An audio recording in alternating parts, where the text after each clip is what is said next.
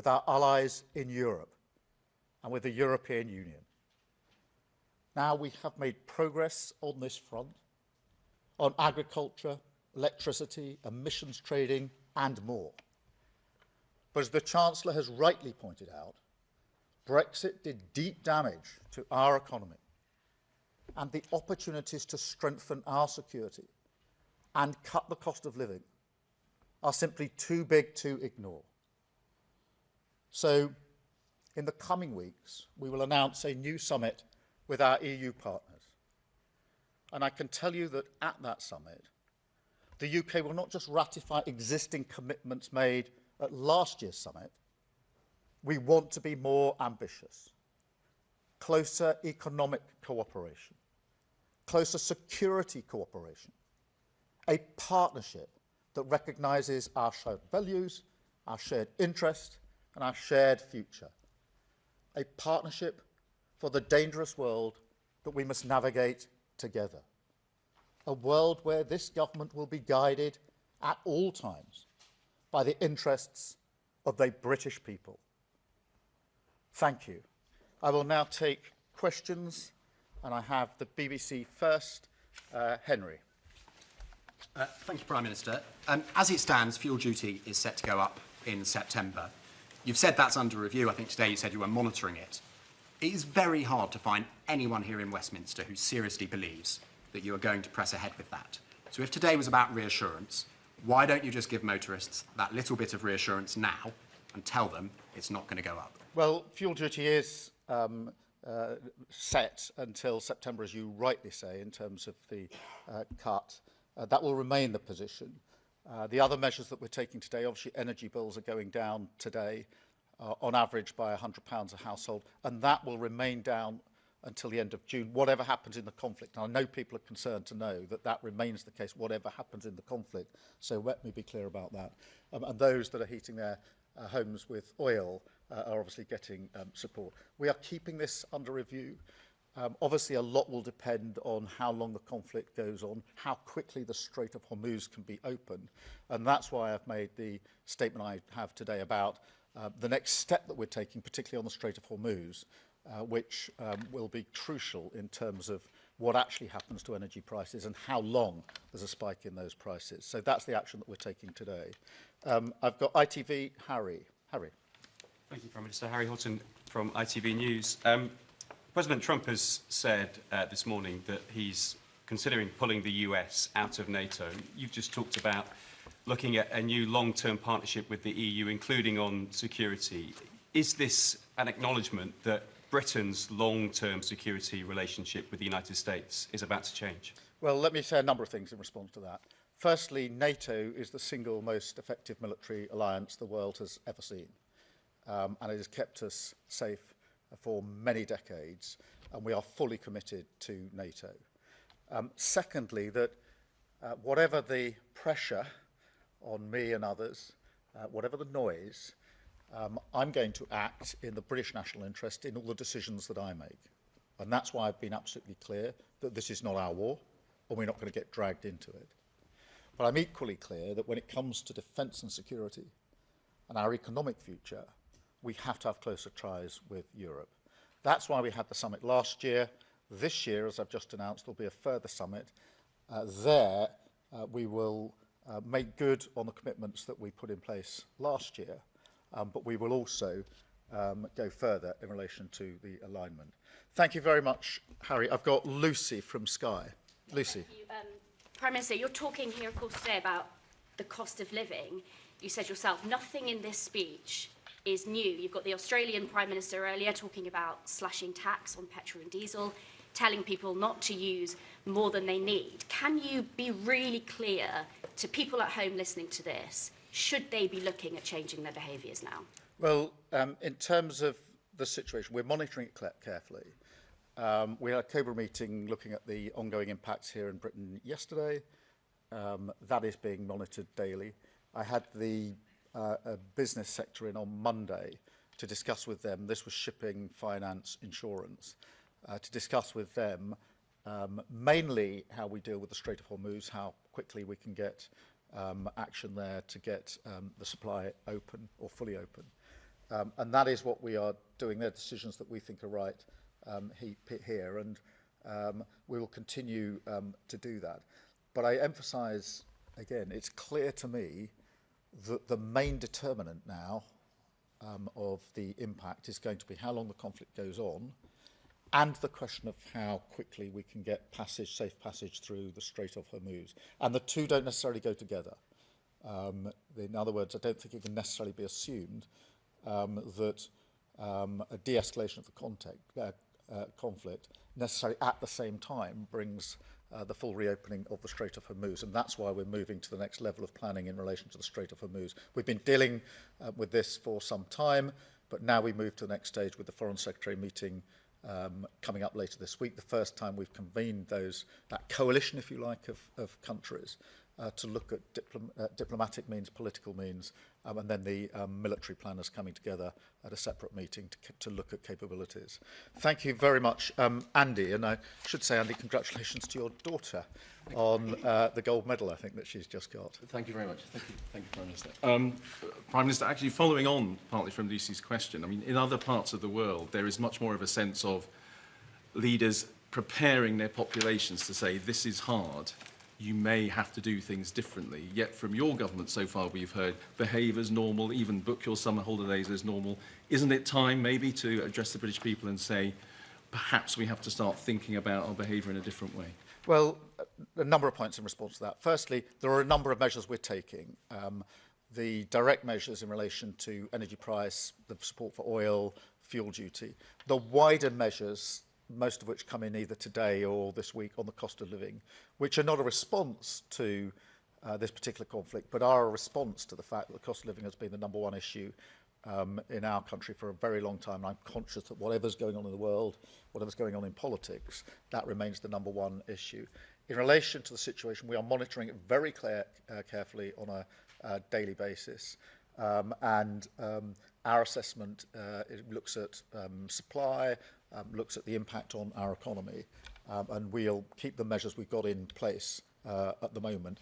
I'm absolutely convinced that the most important thing is de-escalation. The most important thing is getting the Strait of Hormuz back fully open, and that's why we're putting a lot of effort into the next stage of that and really pushing forward.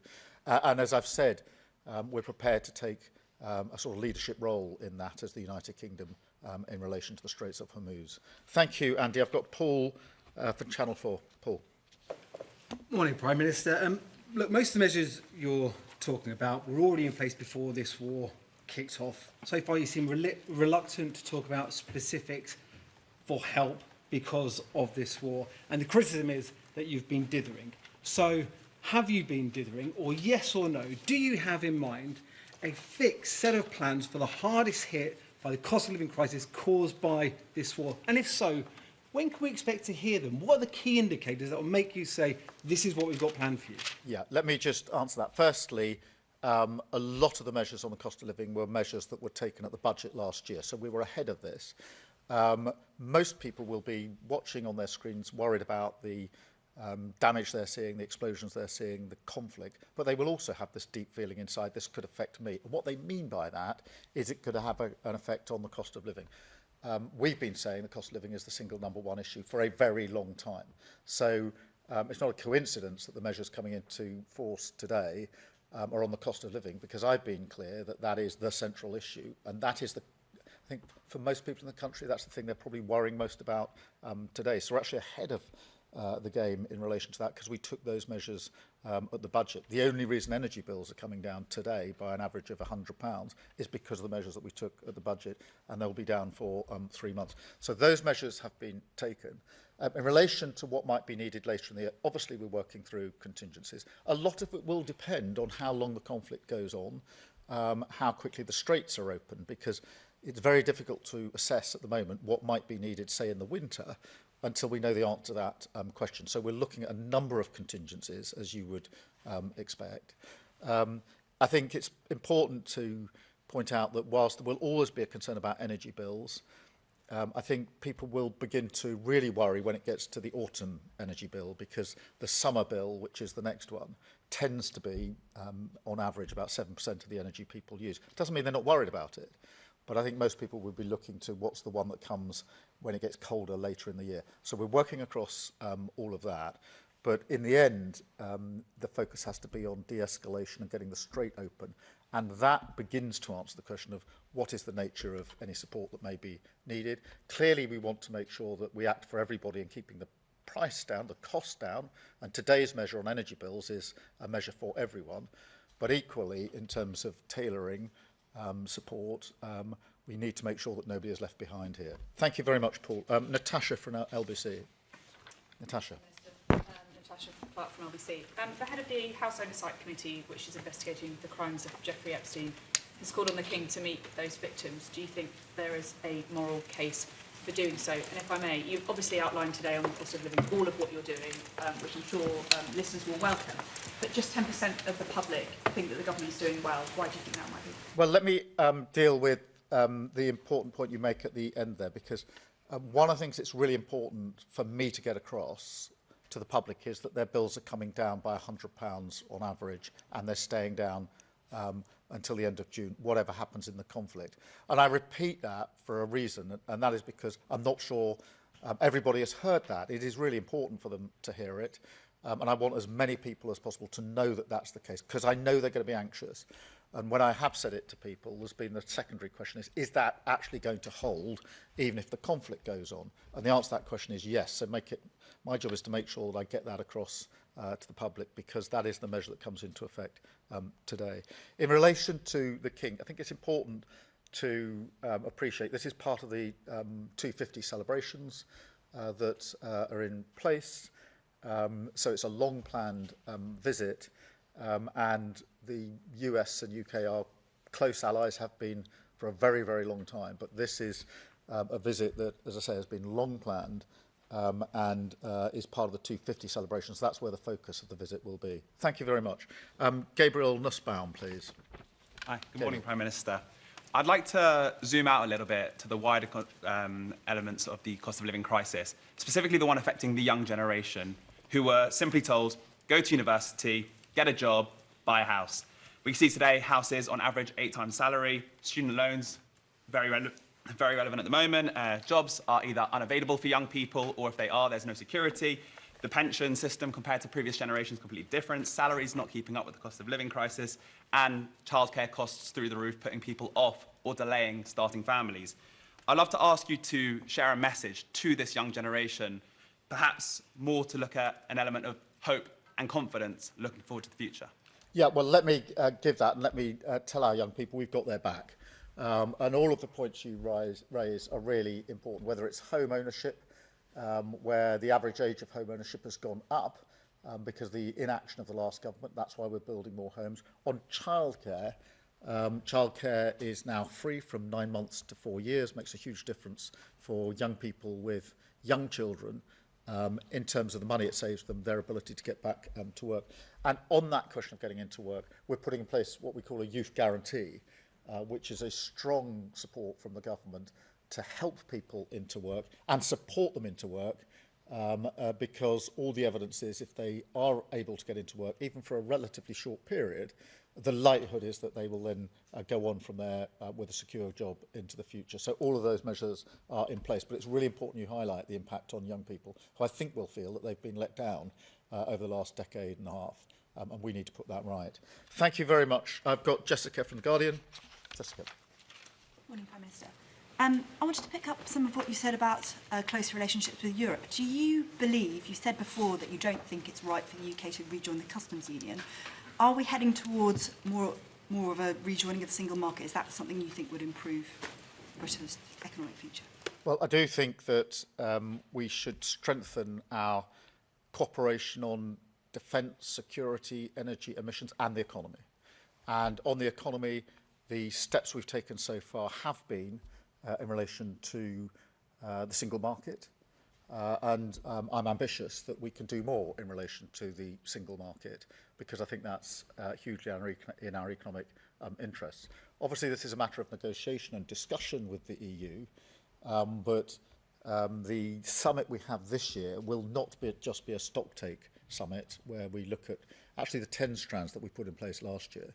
It will be a deliberate ambition on our part to go further than that and to cooperate more deeply, including in the economic sphere. So thank you, Jessica. I've got Jack from The Sun.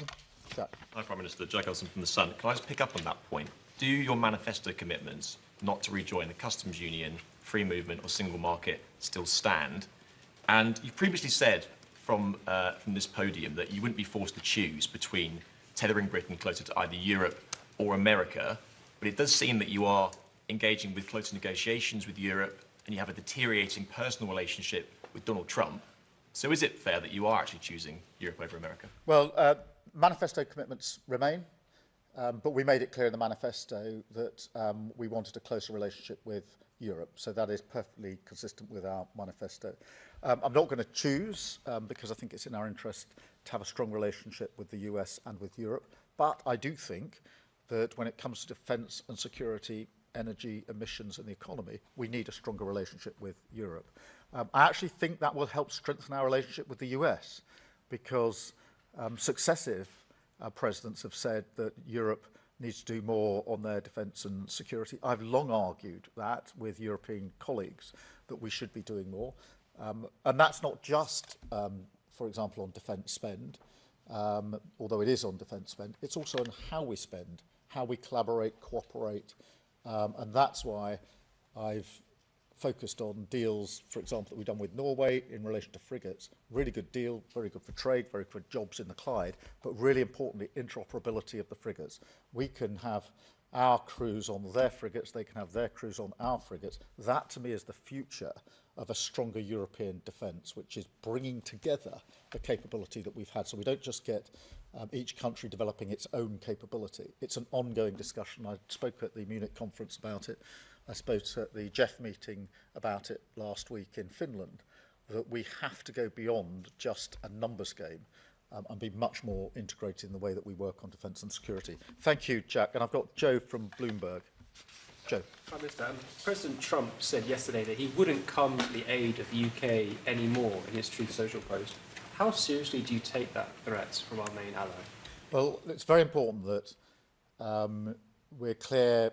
There's been a good deal of pressure on me to change my position in relation to joining the war, and I'm not going to change my position on the war. So whatever the pressure, whatever the noise, I'm the British Prime Minister and I have to act in our national interests. I should say that on defence and security and intelligence, we're obviously working closely with the US, as we always do. And in relation to the planning on the Strait of Hormuz, of course, that involves talking to the Americans as well. So, as I say, whatever the pressure, whatever the noise, my job is, as British Prime Minister, to concentrate on what's in the British national interest. That's what's guided me through this conflict so far. It will continue to guide me as we go forward. Thank you very much indeed. Thank you.